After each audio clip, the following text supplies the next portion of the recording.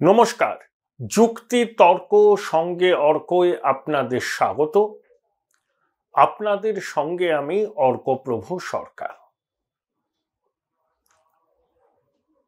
21 তারিখে নির্বাচন কমিশন রাজ্যের 4 জেলার জেলা শাসককে বদলি করেছে।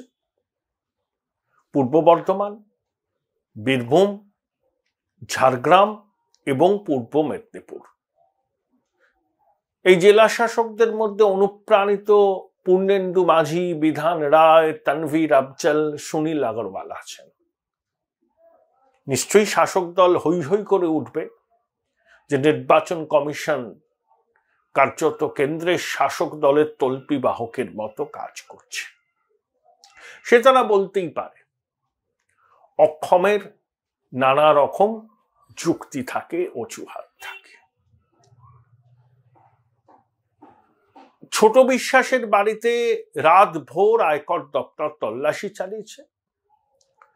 কতগুলো রিয়েল এস্টেট কোম্পানির সঙ্গে লেনদেনের বিষয়ে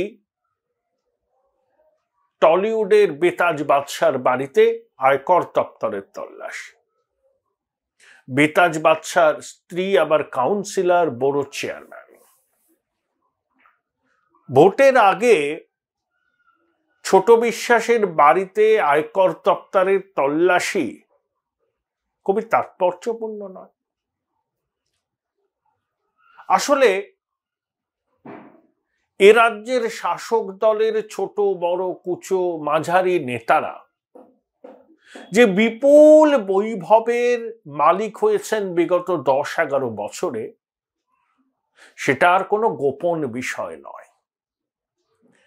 দামি দামি এসইউভি, বিদেশি গাড়ি, লেটেস্ট মডেলের আইফোন, কানে দুল, 10 হাতে 10টা আংটি, বাজুবন্ধ, হাতে বালা, এরা হচ্ছে আমি শাসক দলের মাতব্বর এর পরিচয় বহন করে।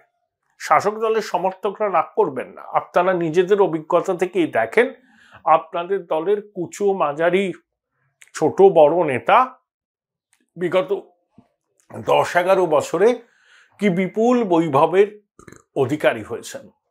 তার আগে তারা কি ছিলেন, এখন তারা কি হয়েছেন। শুভেন্দু অধিকারী বলেন না যে যে এত দুর্নীতি যে দুর্নীতি কল্পনা করা যায় না। আসলে শুভেন্দুবাবু এই শাসক দলকে না যার পর নাই বেগ দিচ্ছেন। তিনি অনেকের নাম করে বলছেন, অশোকনগরের বিধায়কের নাম করে বলেছেন বেশি পটপট করবেন না, গরু পাচারে আপনার নাম আছে। আবার নদিয়ার করিমপুরে গিয়ে তিনি বললেন যে জলঙ্গির, ডোমকল এইসব জায়গায় তৃণমূলের সংগঠন কিছুই ছিল না। আমি দিন রাত এক করে জেলায় মাটি কামড়ে পড়ে থেকে সেখানে তৃণমূলের সংগঠন মজবুত করেছিলাম, অন্যায় করেছিলাম, ভুল হয়ে গেছে। আসলে মালদা, মুর্শিদাবাদ, দিনাজপুরে তৃণমূল কিন্তু কখনোই খুব একটা শক্তপোক্ত অবস্থানে ছিল না সাংগঠনিক দিক থেকে। সেজন্য মমতা বন্দ্যোপাধ্যায় শুভেন্দু অধিকারীকে দায়িত্ব দেন ওই জেলায় সংগঠন মজবুত করতে। শুভেন্দু ঘন ঘন সেখানে যেতেন। মুর্শিদাবাদের নির্বাচিত জেলা পরিষদকে কিভাবে ভাঙিয়ে তৃণমূলে যোগদান করেছিলেন শুভেন্দু বাবু আমরা সবাই জানি। এখন তিনি অনুতাপ করছেন, বিলম্বিত বোধোদয়, তাও ভালো। কিন্তু তিনি যে কাজগুলো দলনেত্রীর নির্দেশে করেছিলেন সেগুলো একেবারেই অনুচিত ছিল, নীতি বহির্ভূত কাজ ছিল। শুভেন্দুবাবুর এই সৎসাহসটুকু আছে, তিনি অন্তত স্বীকার করেছেন, কার্যত ক্ষমা চেয়েছেন যে তিনি তৃণমূলে থাকাকালীন মুর্শিদাবাদ, মালদা, দিনাজপুর জেলায় তৃণমূলের সংগঠন মজবুত করার জন্য যে যে পদক্ষেপগুলো নিয়েছিলেন সেগুলো অনৈতিক এবং তিনি বাধ্য হয়েছিলেন। তার জন্য তার এখন অনুশোচনা হয়। এই জন্য শুভেন্দুবাবুর সাধুবাদ প্রাপ্ত। অবশ্যই তিনি যেভাবে বাংলা চষে ফেলছেন, আজকে রানাঘাট, কালকে মুর্শিদাবাদ, আজকে বীরভূম, তো কালকে বারুইপুর, সারা রাজ্য চষে ফেলছেন। সুকান্ত বাবুর সঙ্গে তার তালমিলটা ভালোই হয়েছে। এখন বাংলায় বিরোধী নেতা হিসাবে আগে যারা ছিলেন তাদের সঙ্গে শুভেন্দু বাবুর কার্যপদ্ধতি, তার এনার্জি, তার গতি কোনো তুলনাই হয় না। সূর্যবাবু যখন বিরোধী দলনেতা হয়েছিলেন 34 বছরের ক্ষমতা হারাবার বিহ্বলতা তাকে গ্রাস করেছিল, আর মান্নান সাহেব নিজের দলের কাছ থেকে কোনো সহযোগিতা পাননি। শুভেন্দুবাবু কিন্তু দেখিয়ে দিচ্ছেন যে পরিষদীয় রাজনীতিতে বিরোধী দলনেতার কি ভূমিকা হওয়া উচিত, এবং তিনি কার্যত তৃণমূলে কাঁপুনি ধরিয়ে দিয়েছেন। অমিত শাহের বিশ্বস্ত এবং আস্থাভাজন শুভেন্দু অধিকারী।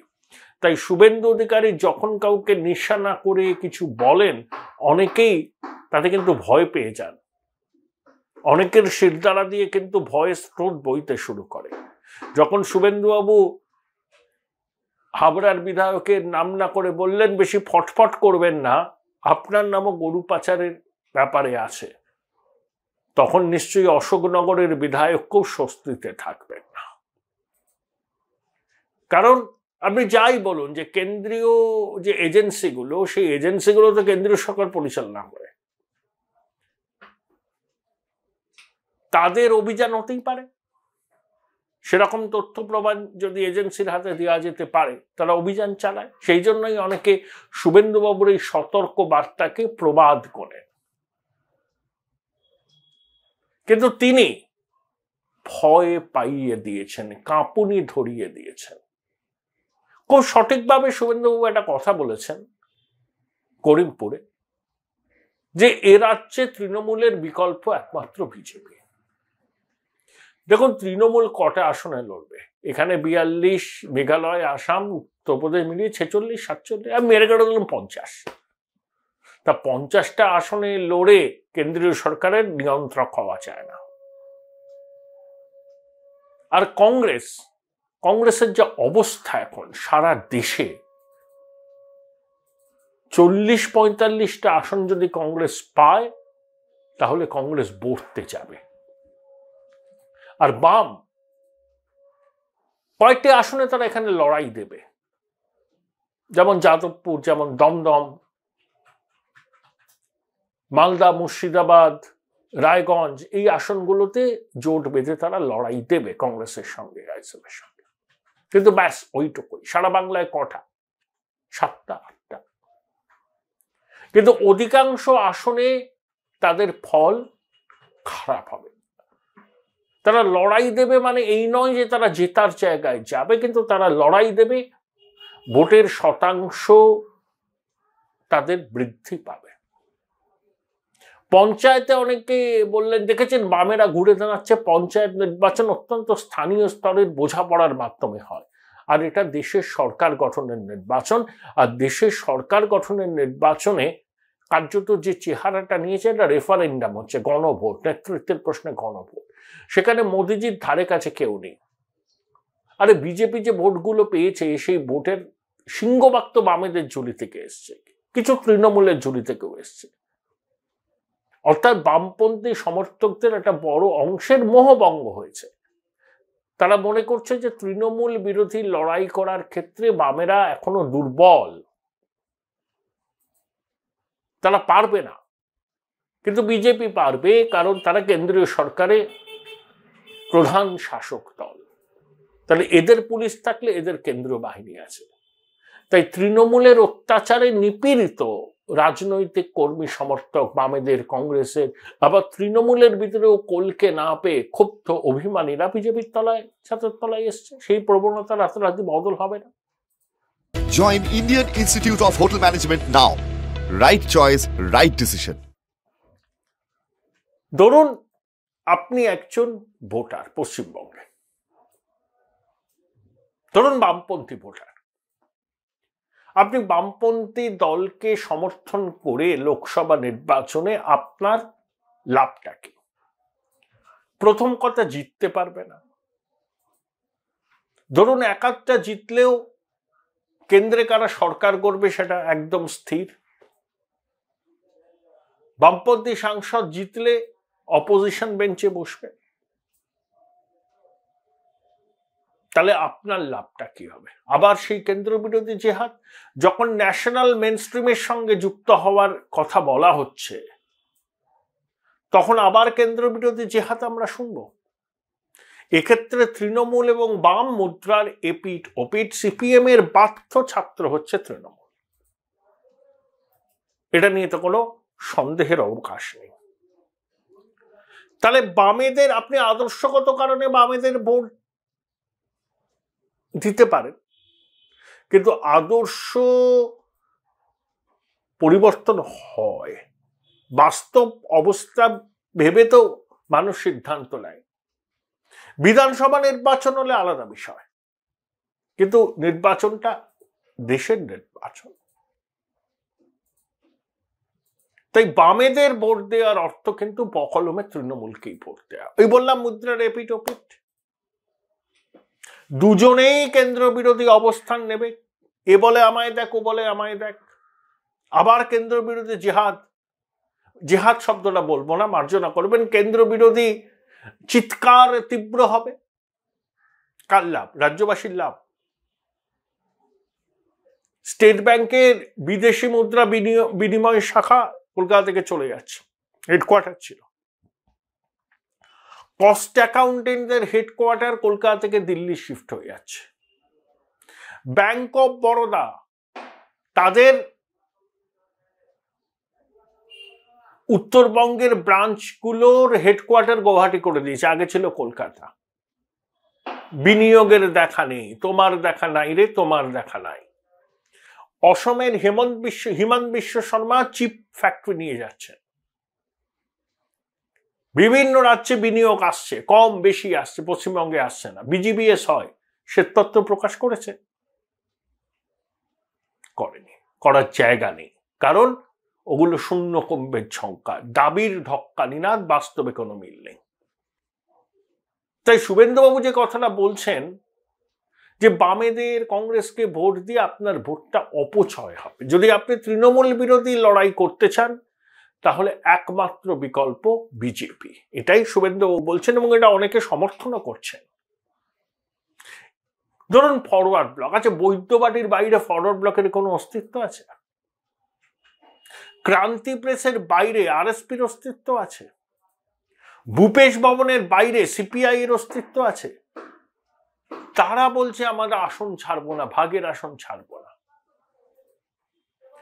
আরে আরএসপির সেই স্বর্ণযুগ নেই, দেবু ব্যানার্জি নেই, ত্রিদীপ বাবু নেই, তাত্ত্বিক নেতা সোসাইটি অ্যান্ড চেঞ্জের বুদ্ধদেব বাবু নেই, সিপিআই এর তাত্ত্বিক নেতারাও নেই, অধ্যাপক বাসব সরকার নেই, স্বাধীন গুহ কবে চলে গেছেন, ইন্দ্রজিৎ বাবু, গীতা মুখার্জি, গুরুদাস দা কেউ নেই। আর ফরওয়ার্ড ব্লকের কথা তো ছেড়েই দিন, বদ্যিবাটির বাইরে ফরওয়ার্ড ব্লক কজন করে? সেই ফরওয়ার্ড ব্লক হচ্ছে পুরুলিয়া আসন ছাড়বো না, আরএসপি বলছে বহরমপুর আসন ছাড়বো না, আলিপুরদুয়ার ছাড়বো না। কত ভোট আছে? যদি আপনাদের সমঝোতা করতে হয় কংগ্রেসের সাথে, এরকম একগুয়েমির মানসিকতা নিয়ে কি কোনো সমঝোতা হয়? কংগ্রেসেরও অনেক দাবির পিছনে যৌক্তিকতা নেই, কিন্তু যে দাবিগুলোর প্রতি কংগ্রেসের যৌক্তিকতা আছে, পুরুলিয়ায় নেপাল মাহাতো ভালো ক্যান্ডিডেট, রায়গঞ্জ, মুর্শিদাবাদ, তিনটে, মালদার দুটো, জলপাইগুড়ি একটা, কংগ্রেস দাবি করতেই পারে। আইএসএফ কেও আপনাকে অ্যাকোমোডেট করতে হবে, তবে ডায়মন্ড হারবারে আইএসএফ লড়বে সম্ভবত নওশাদ সিদ্দিকী। বিকাশ ভট্টাচার্য আইএসএফ এর সঙ্গে কথা চালাচ্ছে। ভোটের তো ঘন্টা বেজে গেল, এখনো কতদিন কথা চলবে আপনার? কংগ্রেসের সঙ্গে আপনারা সমঝোতা অতীতে করেছেন, ভেঙেছেন, একলা চলেছেন, আবার ভোট আসলেই আবার সমঝোতার কথা হয়। আমি জানি কংগ্রেসের কেরল লবি বামেদের সঙ্গে সমঝোতায় আগ্রহী নয়, বিশেষ করে কেসি বেণুগোপাল, যিনি রাহুলের ঘনিষ্ঠ সংগঠনের নেতা, আলাপুজা থেকে এবার সিপিআই বিরুদ্ধে লড়বেন, তিনি ডিলে করছেন ক্রমাগত। কারণ তাকে আলাপূজা কেন্দ্রে ভোটারদের প্রশ্নের মুখে পড়তে হবে যে এখানে তোমরা কুস্তি করছো, বাংলায় গিয়ে দোস্তি করছো। তাই তিনি সময় নষ্ট করেছেন অনেকটা। তবে হয়ে যাবে, শেষ পর্যন্ত একটা সমঝোতা হয়ে যাবে। সেই সমঝোতা কতটা বাস্তবের রুক্ষ মাটিতে ফলপ্রসূ হবে সেটা সময় বলবে, এই মুহূর্তে বলা সম্ভব নয়। এবার আসুন প্রতিবেদন শেষ করব। টবে লাগানো গাছ কিরকম ফটর ফটর ফটর ফটর করছে। টবে লাগানো গাছ বলছে, এটা প্রশান্ত কিশোরের কি বলবো কয়েনেজ। টবে লাগানো গাছ কার উদ্দেশ্যে, কাদের উদ্দেশ্যে করেছিলেন আপনারা জানেন। সেই টবে লাগানো গাছ নিজের সহজাত বৈভবের আস্ফালন করার ভঙ্গিতে বলেছেন, শিবু হাজরা উত্তমকে কেন সিবিআই হেফাজতে চাইছে না? ওদের কি শুধু লক্ষ্য ছিল শেখ শাহজাহান? আরে শিবু আর উত্তম শাহজাহানের ডানার বাহা। শিবু আর উত্তম হচ্ছে শাহজাহান যা বলতেন তারা তাই করতেন, শাহজাহানের পরামর্শেই তারা চলতেন। শাহজাহানের সঙ্গে শিবু আর উত্তমের কোনো ফারাক নেই, সবাই এক গোয়ালের গরু। কি কারণে টবে লাগানো গাছ সব ফরফর করে বলছে বুঝতে পারছেন? এখানেও ওই ওই মেরুকরণ মেরুকরণ মেরুকরণ, উপায় নেই তো। সুজাতা মণ্ডল সে গিয়ে বলেছে নিজের কেন্দ্রে প্রচারে যে বুথে যদি তিনি লিড না পান কোনো পরিষেবা পাবে না কেউ। এ তো কার্যত ভোটারদের ধমকানো চমকানো। কালকা যোগী সুজাতা মণ্ডল। আর টবে লাগানো গাছ পড়র পড়র করে, কারণ একটাই তো গুণ, তিনি একজন স্বনামধন্য ভ্রাতুষ্পুত্র, মানে ভাইপো, একজন স্বনামধন্য ভাইপো, ভ্রাতুষ্পুত্র। শুদ্ধ বাংলায় বললাম, আসলে ভাইপো, স্বনামধন্য ভাইপো। এটাই তার গুণ। দৈবায়ত্তং কুলে জন্ম মদায়ত্ত হি পৌরুষং। সাধে কিশোর বলেছেন টবে লাগানো গাছ। নির্বাচন আসছে, ফড়র ফড়র ফড়র ফড়র করছে টবে লাগানো গাছ, চ্যালেঞ্জ করছে, খালি বলে ছেড়ে দেব। এটা প্রমাণ করতে না পারলে রাজনীতি ছেড়ে দেবো। 2019-এ ব্যারাকপুরে গিয়ে বলেছিলেন এখানে যদি অর্জুন সিং না হারেন 2 লাখ ভোটে তিনি রাজনীতি ছেড়ে দেবেন। অর্জুন জিতলেন, খোকাবাবুও রাজনীতি ছাড়লেন না। ভাবেন কি রাজ্যের মানুষ মূর্খ? রাজ্যের মানুষ লেখাপড়া জানে না? ভালো 2-1টা ইংরেজি হিন্দি বলতে পারলেই বিরাট নেতা হয়ে গেছে। আপনার দলের আমচা চামচা বেলচারা আপনাকে নেতা মানতে পারে, পশ্চিমবঙ্গের মানুষ আপনাকে নেতা মানে না, টবে লাগানো গাছ বলেই মনে করে। আবার আঞ্চলিক দলের সর্বভারতীয় সাধারণ সম্পাদক, ওরে বাপ রে বাপ, কত সে নামের বাহার, পদের বাহার,